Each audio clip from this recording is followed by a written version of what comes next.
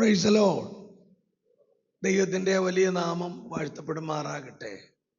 എത്രയും പ്രിയപ്പെട്ട ഗീവർഗീസ് തോമസ് അച്ഛൻ, ഇളമ്പൽ യെരുശലേം മാർത്തോമ ഇടവകയിലെ ദൈവജനമേ, ഈ സഭാദിനത്തിൽ എലിക്കാട്ടൂർ സിയോൻ മാർത്തോമ ഇടവകയിലെ കുറച്ച് അംഗങ്ങളും ഈ ദേവാലയത്തിലെ പ്രിയപ്പെട്ട എല്ലാവരും ഒന്നിച്ച് ദൈവത്തെ ആരാധിപ്പാൻ വലിയവനായ ദൈവം നൽകിയ അനുഗ്രഹകരമായ പ്രഭാതത്തിനായി ദൈവത്തിന് സ്തോത്രം കരയേറ്റുന്നു. വെളിയിൽ നിൽക്കുന്നവർക്കും അകത്ത് കയറിയിരിക്കാൻ സ്ഥലമുണ്ട്. മുന്നോട്ടിഞ്ഞ് പോരുന്നാട്ടെ.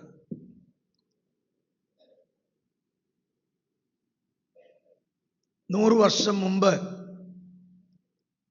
ഈ ഇടവകയിൽ നിന്ന് ഒരു പുതിയ ഇടവകയായി രൂപപ്പെട്ട കമുകുഞ്ചേരി ഇടവകയാണ് ഇപ്പോൾ എലിക്കാട്ടൂർ സിയോൻ എന്നുള്ള പേരിൽ അറിയപ്പെടുന്നത്. ആ ദേവാലയത്തിൻ്റെ ശതാബ്ദി ആഘോഷങ്ങളോടനുബന്ധിച്ച് ഇന്ന് ഈ ദേവാലയത്തിൽ നിന്ന് പ്രാർത്ഥിച്ച് ഒരു വിളംബര റാലി ഞങ്ങളുടെ ഗ്രാമപ്രദേശങ്ങളിൽ സഞ്ചരിച്ച് എലിക്കാട്ടൂർ പള്ളിയിൽ അവസാനിക്കുകയാണ്. ഏറെ സന്തോഷത്തോടുകൂടെയാണ് ഈ സമയത്ത് ഇവിടെ നിൽക്കുന്നത്. പ്രിയപ്പെട്ട ഗീവർഗീസ് തോമസ് അച്ഛനും ഞാനും ഒന്നിച്ച് പഠിച്ച കൂട്ടുകാരാണ്. ഞാനിവിടെ കൺവെൻഷനെ പ്രസംഗിക്കാൻ വന്നപ്പോൾ ആ കാര്യങ്ങളൊക്കെ പറഞ്ഞു. എൻ്റെ സഹോദര കുടുംബം എന്നുള്ള വലിയൊരു ബന്ധം അച്ഛനും കൊച്ചമ്മയും മക്കളുമായി ഉണ്ട്. അച്ഛൻ്റെ ഇടവുകളിലൊക്കെ പ്രസംഗിക്കാൻ പോയിട്ടുണ്ടെങ്കിലും അച്ഛൻ്റെ ഒരു പള്ളിയിൽ ആദ്യമായിട്ടാണ് വിശുദ്ധ കുർബാന അനുഷ്ഠിക്കുന്നത്. ഞങ്ങൾ രണ്ടുപേരും റിട്ടയർ ചെയ്യാറായി. ഇനി അധിക കാലമില്ല. അപ്പോൾ ഈ കാലത്ത് ഒന്നിച്ച് പട്ടകയേറ്റ കൂട്ടുകാർ ഒന്നിച്ച് വിശുദ്ധ കുർബാനയിൽ സംബന്ധിക്കുന്നു, ഒന്നിച്ച് അപ്പം മുറിച്ച് പങ്കുവയ്ക്കുന്നു. ജീവിതത്തിൻ്റെ വലിയ അനുഗ്രഹമാണ് അത്. ഈ ഇളമ്പൽ ഇടവകയിൽ അങ്ങനെ ഒരു അവസരം ദൈവം നൽകി. ഇന്ന് എലിക്കാട്ടൂരിൽ നിന്നും പ്രിയപ്പെട്ടവർക്കും ഇവിടെ വന്നു ചേരാനായിട്ട് ദൈവം കൃപ ചെയ്തു. ദൈവത്തിന് സ്തോത്രം. ഇന്ന് സഭാദിനമാണ്. സഭാദിനം മാർത്തോമാ ശ്ലീഹായെ ഓർക്കുന്ന ദിവസമാണ്. പ്രിയപ്പെട്ട അച്ഛൻ ഇന്ന് പ്രഭാതത്തിലും അല്പം മുമ്പും സഭാദിനത്തെക്കുറിച്ചും അതിൻ്റെ പ്രത്യേകതയെക്കുറിച്ചും ഭംഗിയായി പറഞ്ഞു. നമ്മുടെ അപ്പോസ്തലൻ, ഭാരതത്തിൻ്റെ അപ്പോസ്തലൻ തോമസ് ശ്ലീഹായെ നാം ഓർക്കുന്ന ദിവസമാണ്. മെത്രാപ്പൊലീത്ത തിരുമേനിയുടെ കൽപ്പനയുണ്ടായിരുന്നു, ഇങ്ങനെ പള്ളികൾ തമ്മിൽ ഒന്നിച്ചു ചേർന്ന് ഡിസംബർ 21 വിശുദ്ധ കുർബാന അനുഷ്ഠിക്കുന്നത് നല്ലതാണ്. എന്നാൽ നമ്മൾ രണ്ട് ഭദ്രാസനത്തിലാണെങ്കിലും നമുക്കിങ്ങനെ ഒരു കൂട്ടായ്മ, ഇത് ദൈവത്തിൻ്റെ വലിയൊരു ക്രമീകരണമാണ് എന്ന് ഞാൻ വിശ്വസിക്കുന്നു. ഇന്ന് വായിച്ചു കേട്ട ദൈവവചനം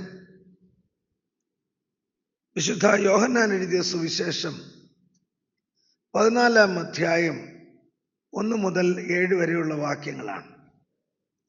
5-ാമത്തെ വാക്യം, തോമസ് അവനോട്, കർത്താവേ, നീ എവിടെ പോകുന്നു എന്ന് ഞങ്ങൾ അറിയുന്നില്ല, പിന്നെ വഴി എങ്ങനെ അറിയും എന്ന് പറഞ്ഞു.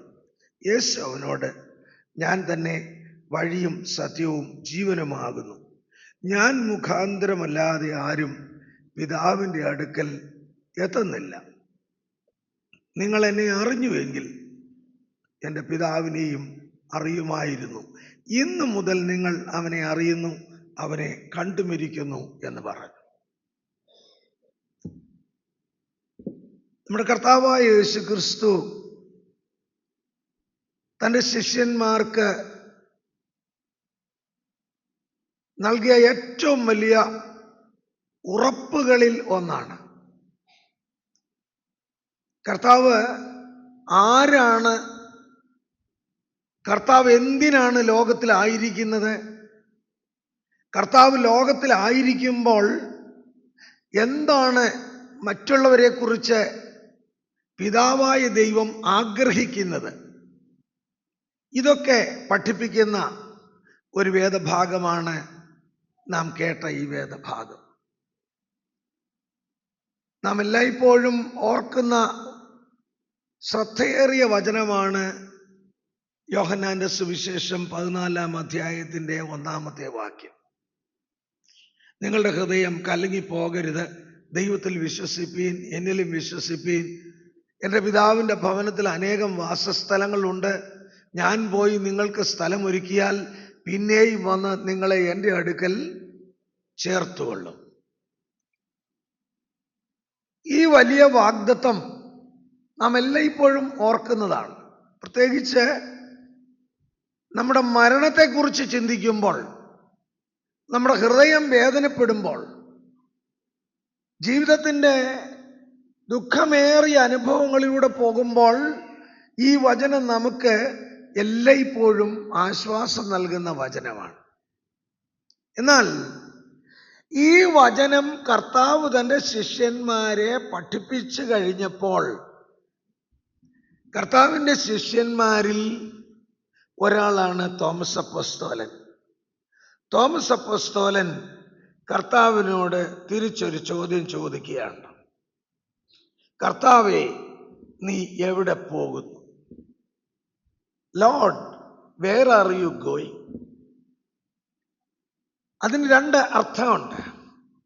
ഒന്ന്, യഹൂദന്മാരുടെ രാജാവായി ലോകത്തിലേക്ക് വന്ന് യഹൂദന്മാർക്കുണ്ടായിരുന്ന മശിഹ സങ്കല്പം യാഥാർത്ഥ്യമാക്കി തീർക്കുവാൻ, യഹൂദന്മാരുടെ ശിഥിലീകരണമൊക്കെ മാറ്റി അവരെ ഒന്നിച്ചു കൂട്ടി ഒരു ആത്മീയ ഗ്രഹമായി പണിയാനും ഭൗതികമായി അവർക്കൊരു രാജാവായിരിക്കാനും വേണ്ടിയാണ് യേശു ലോകത്തിലേക്ക് വന്നത് എന്നുള്ള വലിയൊരു വിശ്വാസവും വലിയൊരു ആഗ്രഹവും ശിഷ്യന്മാർക്ക് മാത്രമല്ല അനേക യഹൂദന്മാർക്കുണ്ടായിരുന്നു.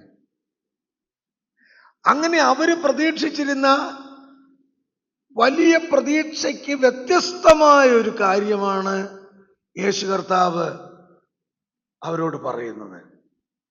ഞാൻ ഈ പറയുന്നത് കേട്ടിട്ട് നിങ്ങളുടെ ഹൃദയം കലങ്ങിപ്പോകരുത്. ഞാൻ പോകുന്ന ഇടം കർത്താവിൻ്റെ പിതാവിൻ്റെ സന്നിധിയാണ്. ഞാൻ പിതാവിൻ്റെ അടുക്കിലേക്ക് കയറിപ്പോകുന്നത് കൊണ്ട് നിങ്ങൾക്ക് പ്രയോജനമുണ്ടെന്ന് 16-ാം അധ്യായത്തിൽ പരിശുദ്ധാത്മാവിനെ കുറിച്ചുള്ള കാര്യങ്ങൾ പഠിപ്പിക്കുമ്പോൾ കർത്താവ് പറയുന്നുണ്ട്.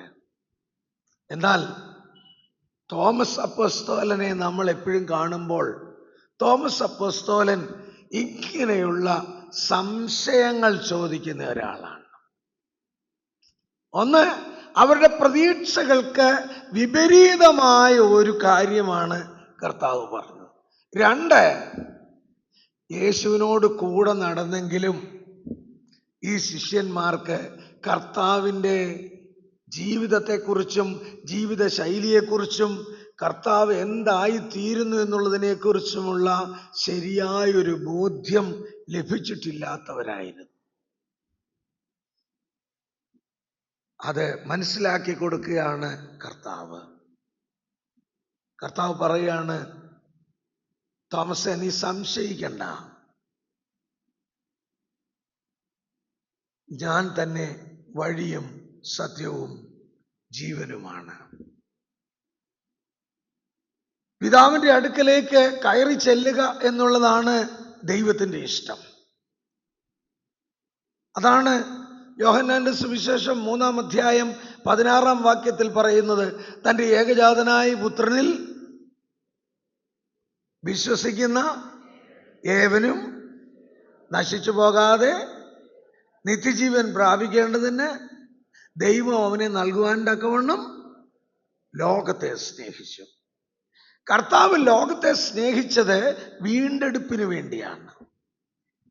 യേശു കർത്താവ് അന്ന് മുതൽ ഇന്ന് വരെയും നമ്മളുടെ കൂടെ ജീവിച്ചിരുന്നെങ്കിൽ എന്ന് നമ്മൾ ആഗ്രഹിക്കും. എന്നാൽ അവൻ്റെ ഭൗതികമായ സാന്നിധ്യമില്ലെങ്കിലും അവൻ്റെ അദൃശ്യമായ സാന്നിധ്യം ഇന്നും നാം അനുഭവിക്കുന്നു എന്നുള്ളത് ദൈവവചനത്തിൻ്റെ ശക്തിയാണ്. യേശു പറയാണ്, ഞാൻ വഴിയാണ്. വഴി നടപ്പാത മാത്രമല്ല, വാഹനം പോകുന്ന സ്ഥലം എന്നുള്ള അർത്ഥം മാത്രമല്ല. അവൻ നമ്മുടെ ജീവിത മാർഗമാണ്. അവൻ ജീവന്റെ മാർഗമാണ്. നിത്യജീവനിലേക്ക് നയിക്കുന്ന കർത്താവാണ് നമുക്കുള്ളത്. അതുകൊണ്ട് നാം പിതാവായ ദൈവത്തിൻ്റെ അടുക്കലേക്ക് കയറി ചെല്ലണമെങ്കിൽ യേശു ക്രിസ്തുവിലുള്ള വിശ്വാസത്താലാണ് അത് സാധിക്കുന്നത്. ഈ കാലഘട്ടത്തിലൊക്കെ എല്ലാ മതങ്ങളെയും കൂട്ടിക്കെട്ടി ധാരാളം വിശ്വാസങ്ങൾ വളർന്നു വരുന്ന ഒരു കാലമാണ്. യേശുവിൽ പൂർണ്ണമായി വിശ്വസിച്ചില്ലെങ്കിലും ഏത് മാർഗത്തിലൂടെയും പിതാവിൻ്റെ സന്നിധിയിൽ ചെല്ലാമെന്ന് പഠിപ്പിക്കുകയും വിചാരിക്കുകയും ചെയ്യുന്ന ദൈവശാസ്ത്രങ്ങൾ വളർന്നു വരുന്ന ഒരു ലോകത്തിലാണ് നമ്മൾ ജീവിക്കുന്നത്. എന്നാൽ നാം മാറോട് ചേർത്ത് പിടിക്കുന്ന ഈ സത്യവേദ പുസ്തകം നമ്മെ ഓർമ്മിപ്പിക്കുന്നത് യേശുവിൻ്റെ നാമത്തിലാണ് വീണ്ടെടുപ്പുള്ളത്. യേശുവിൻ്റെ നാമത്തിലാണ് രക്ഷയുള്ളത്. ഒരാഴ്ച മുമ്പ് ഛത്തീസ്ഗഡിൽ ഒരു വലിയ റാലി നടന്നു. ക്രിസ്ത്യാനികൾ ഛത്തീസ്ഗഡിലാണ് 2 കന്യാസ്ത്രീകളെ ഒരു കാരണവും കൂടാതെ പോലീസ് സ്റ്റേഷനിൽ ദിവസങ്ങൾ പിടിച്ച് വച്ചിരുന്നത്. ആ സ്ഥലത്തൊരു റാലി നടന്നു. ആ റാലിയിൽ ഹിന്ദിയിൽ അവിടുത്തെ ആളുകൾ പറയുകയാണ്, ईसु मसीह हमारा राजा है, हम उसके प्रजा हो. കർത്താവ് ഞങ്ങളുടെ രാജാവാണ്, ഞങ്ങൾ അവന്റെ ജനമാണ്. പ്രിയപ്പെട്ടവരെ, ഇന്ന് നാം കേരളത്തിൽ വസിക്കുന്നു. നമുക്ക് വലിയ പ്രതിസന്ധിയില്ല. എന്നാൽ ഭാരതത്തിൽ വഴിയും സത്യവും ജീവനുമായ ഈ കർത്താവിനെ അന്വേഷിച്ചറിയുവാൻ ആഗ്രഹിക്കുന്ന ജനകോടികൾ, ചിലരൊക്കെ അന്വേഷിച്ചറിയുമ്പോൾ അവർ അഭിമുഖീകരിക്കുന്ന പ്രശ്നങ്ങൾ സങ്കീർണങ്ങളാണ്. അതുകൊണ്ട് നാം ഒരു കാര്യം ഓർക്കണം. ദൈവം നമുക്ക് നൽകിയിരിക്കുന്ന ഈ സ്വാതന്ത്ര്യം ഇത് നന്നായി ഉപയോഗിക്കണം. അവൻ നമ്മുടെ വഴിയാണ്. എവിടേക്ക്? പിതാവിൻ്റെ സന്നിധിയിലേക്കുള്ള വഴി, രക്ഷയിലേക്കുള്ള വഴി, നിത്യജീവനിലേക്കുള്ള വഴി. അവൻ നമ്മുടെ ജീവനാണ്. ദൈവത്തിന് കൊടുത്തിരിക്കുന്ന മറ്റൊരു പേരാണ് സത്യം. മഹാത്മാഗാന്ധിജി തൻ്റെ ജീവിതത്തെ മുഴുവൻ ഒരന്വേഷണമായി കണ്ടപ്പോൾ അദ്ദേഹം ദൈവത്തിന് കൊടുത്ത പേര് സത്യമെന്നാണ്. ദൈവം സത്യമാണ്. ദൈവവചനം സത്യമാണ്. അപ്പോൾ സത്യം, ഈ കാലഘട്ടം സത്യം മരിച്ചുപോയൊരു കാലഘട്ടമാണ്. സത്യാനന്തര കാലഘട്ടം എന്നാണ് ഈ കാലത്തെക്കുറിച്ച് പറയുന്നത്. എന്നാൽ പ്രിയപ്പെട്ടവരെ, കർത്താവ് പറയാണ്, ഞാൻ തന്നെ വഴിയും സത്യവും ജീവനുമാണ്. ഈ ലോകത്തിൽ ജീവിക്കുമ്പോൾ ജീവിതത്തിൻ്റെ വഴിമുട്ടിയ ജീവിത സാഹചര്യങ്ങളിൽ വഴി തുറക്കുന്ന ഒരുവനുണ്ട്. ഒരു വാതിൽ അടഞ്ഞാൽ അനേക വാതിലുകൾ തുറക്കുന്ന ഒരു ദൈവം നമ്മുടെ ജീവിതത്തിലുണ്ട്. Praise the Lord. കർത്താവ് നമുക്ക് വഴിയും സത്യവും ജീവനുമാണ്. ഇന്ന് ദൈവത്തെ ആരാധിച്ച് മടങ്ങിപ്പോകുമ്പോൾ നമ്മുടെ മനസ്സിൽ ഉറച്ചു വിശ്വസിച്ചു കൊണ്ടുപോകണം, അവൻ എൻ്റെ വഴി, അവൻ എൻ്റെ ജീവന്റെ മാർഗം. അവനിലൂടെ അല്ലാതെ എനിക്ക് ഒരു ദിവസവും ജീവിക്കാൻ പ്രയാസമാണ്. നമുക്ക് തലകളെ വണക്കാം, നമുക്ക് പ്രാർത്ഥിക്കാം.